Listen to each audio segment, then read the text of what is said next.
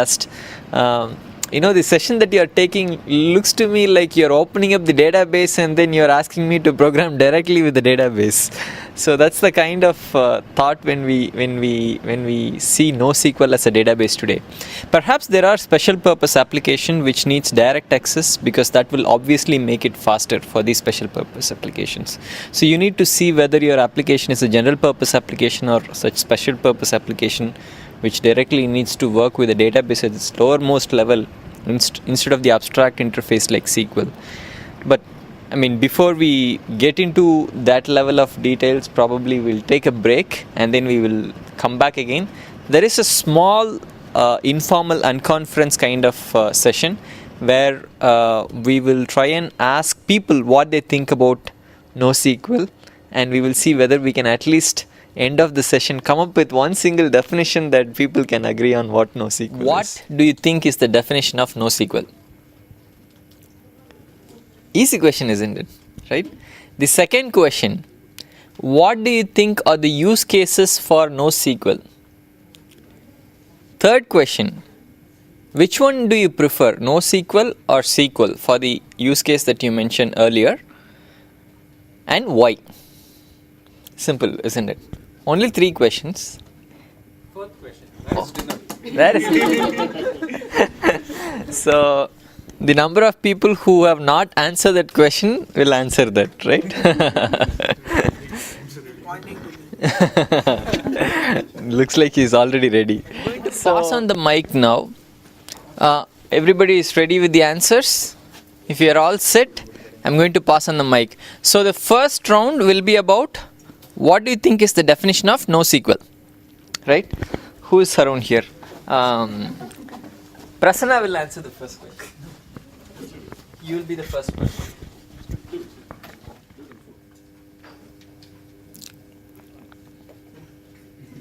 You wrote a ORM on top of big table near. Yeah, no? I'm just thinking.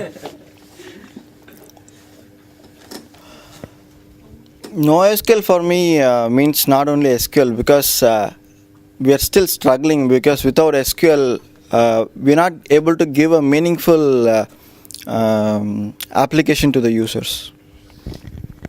Course correct me, because I am half-baked on NoSQL. To my understanding, why do we go for NoSQL? That's what I thought I will get a takeaway from this session. So I was trying to ask him in different angle on understanding why would, because at the end if I want to go back, I have to suggest my clients on why we should go for NoSQL. So I understand Facebook as an example, right? They are a hardened user of SQL, MySQL. Okay. And they decided to go to Hadoop. We saw it in the Facebook garage last time when I think Steve from Facebook, who directly came and he started discussing about Hadoop, and they are going to go, they are working on a project which is going to go live soon. And that's what is the messaging system that got released a month back or so. And they specifically went for Hadoop for messaging system. So NoSQL, since there is no relational and there is no library on top of the underlying core what you call specifications or calls, we basically decide on if our database has huge hits and has huge transaction and it can live without a relational database, we prefer go for this one. Among the NoSQL, we decide whether we go for Hadoop. As he said, HBase has more analytics to it. Hadoop doesn't have. So we decide which one to go, or we write our own. Because in my initial career, I used to use ISAM. As we said, a VSAM. We used to use indexed sequential access method. And I couldn't able to figure out what is the difference, because in our past we used C and we used all flat files. Then I was ignorant of all the SQL relational database for my first 5 years or 6 years. I've been using only flat files. So we developed interfaces on top of flat file. We started using for Hitachi and so many clients. Okay. And then came to a situation where I have to move into relational databases like MySQL and SQL Server. And I see there is reason why we want to move.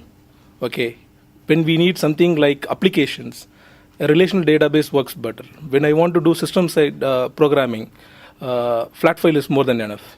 Okay, so I couldn't able to find the relationship between NoSQL and the flat file concept, but we decide what to go. But I understand for high transaction, you set a benchmark.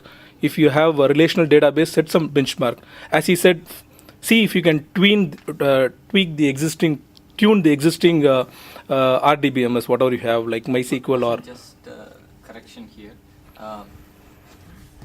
We can talk about the use cases and why to choose SQL or NoSQL in the second round. So probably if you can explain the definition, Okay. and then if you can talk So about the rest. definition I see is if you want to hit a data directly without any relationship or an abstract layer on top, go for NoSQL. So the definition is non-relational. It's first session for me in NoSQL, so giving a definition, the first thing, I was trying to find out what is NoSQL.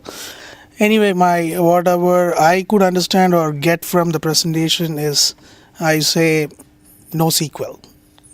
Go for flat files or kind of things. Get out of the relational things.